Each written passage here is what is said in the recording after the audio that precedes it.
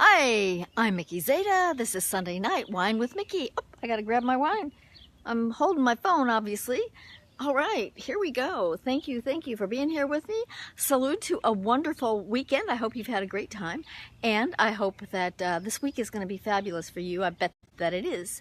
So what I'm going to talk about, okay, two things. First, I'm back in Connecticut, and you can see the water behind me, and I'm so excited to be here.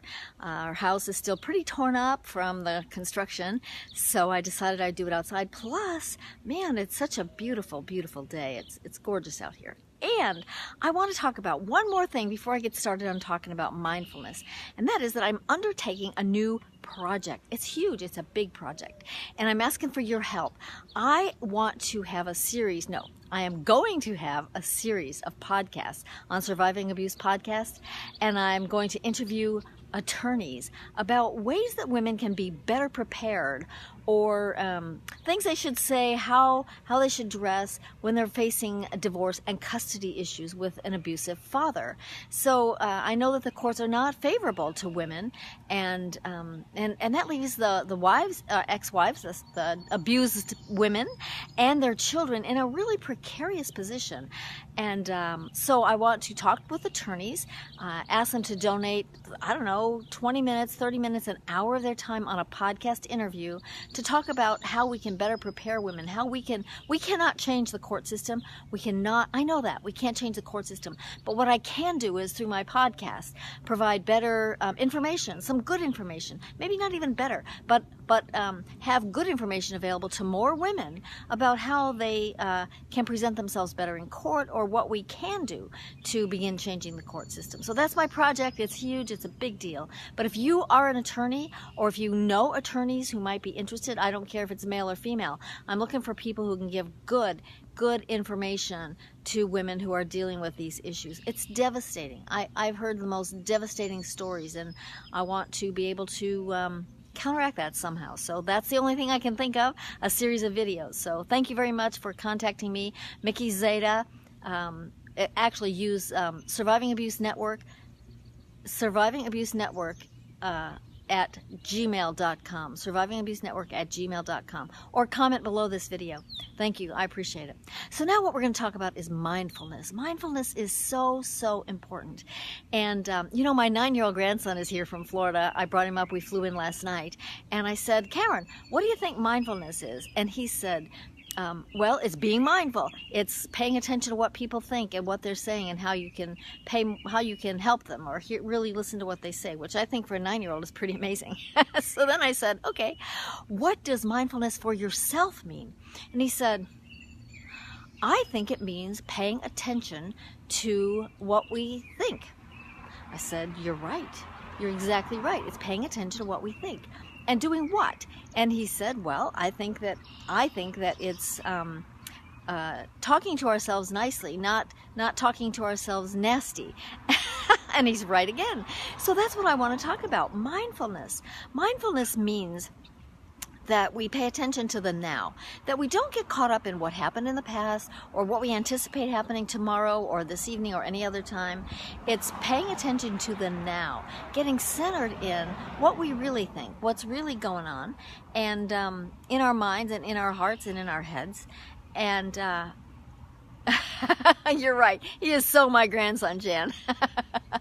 So mindfulness, I think, is paying attention to what we're thinking right now, what's going on right now.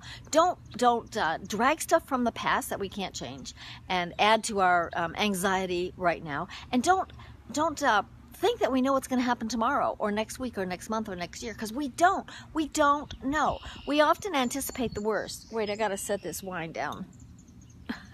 Sorry.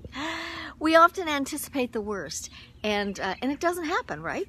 And some people say, well, that's a good thing. When I anticipate the worst and it doesn't happen, that's a good thing. Well, you could look at it that way, but I choose to look at it as, let's pay attention to what's really going on. Let's be in the now. Let's don't borrow from the past. Let's don't project into the future about things getting worse, or what we think might happen. You've heard me say before that most of what we worry about never happens. Most of what we worry about never happens. It's hard to be mindful when you're worried about what might happen in the future. So the best way to prepare for the future is to be in the now, to be mindful about what we're thinking and how we can settle down, get ourselves recentered, and decide that that we're in control. We're in control with God. Nobody's in control without God, without some higher being. You may not call it God, it doesn't matter what you call it, but most of us have a sense of higher self.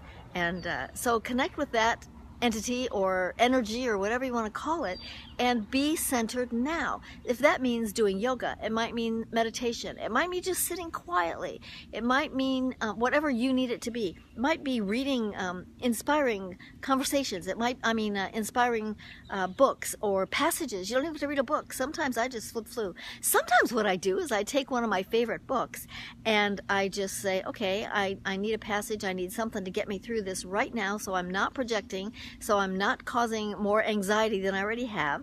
And I just open the book and I read. And you know what?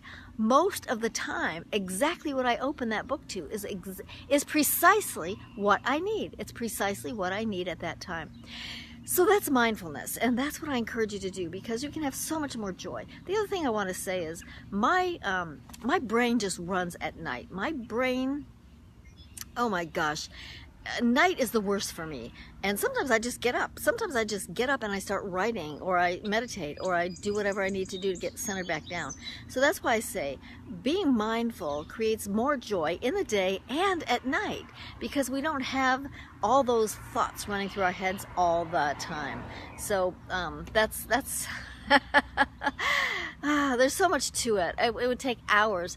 In fact, there's a podcast, and it's called Mindfulness Mode, and you might tune into that. Mindfulness Mode. It's a pretty cool podcast, and it helps a lot on this topic.